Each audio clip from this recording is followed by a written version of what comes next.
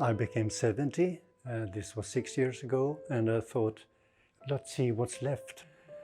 I can't give you the years, but it was done a piece called Smoke, which was made for the camera, for television, also with our Arvo Pärt music.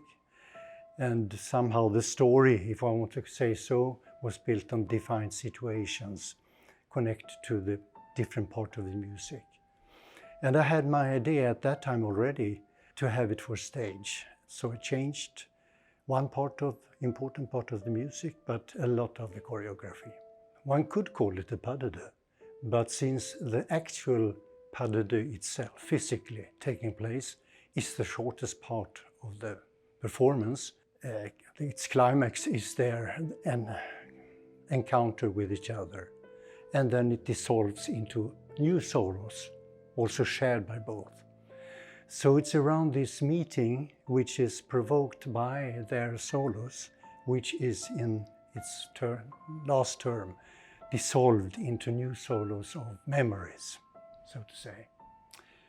Shortly, that's the concept, and but you know, as stage art always is, it's absolutely hands-on. So there are no ifs and buts. It is the movements and the set and the dancers. Time makes a difference in that sense that I change, but also, of course, the surrounding, and it's not really in my control. So watching the same piece that was made for quite a while ago and performed by others, it gives me a new chance to evaluate what was done. If I like it, if I don't like it, if I think it still stands. And it can have surprising moments in that sense that I can also take a big steps away from what I once did and leave it as it was, and then come back to it and rediscover maybe possibilities that I didn't see in the second go. It has its own logic, although the logic is partly lost now. It has a value to keep it the way it was. But mostly, if I choose to keep the piece still on the rep, it stays very close to the original. All emanates out in the shape of the movement, the so-called choreography. That's for me essential. It has its definition. And saying that, its reason. It doesn't have to be translatable fully into words, since movement as such is something else and shall be. But on my part, I'm very depending on, and I think also the audience is helped by that the dancers have a fully working image within themselves, imagination going on. It's not always, so to say, understandable, translatable into text, as I said, but nevertheless, it gives an interest around the particular movement or sequences as such. And you know maybe as well as me, it was said, the movement is the message. Who said that? One of the earlier modernists.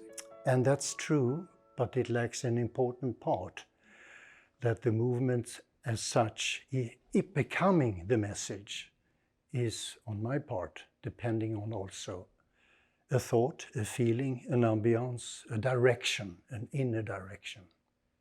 Why Arvo Pärt? Well, I think he took deliberately a step away from the so-called modern conception of music and tried to land it in an old tradition.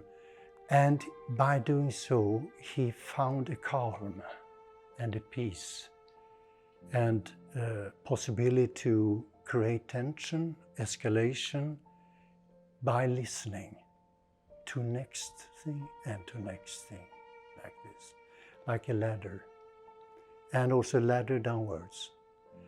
And to my understanding, that's how he creates the tension in his pieces, and it was a relief to hear it, you know. He's really meant something for me.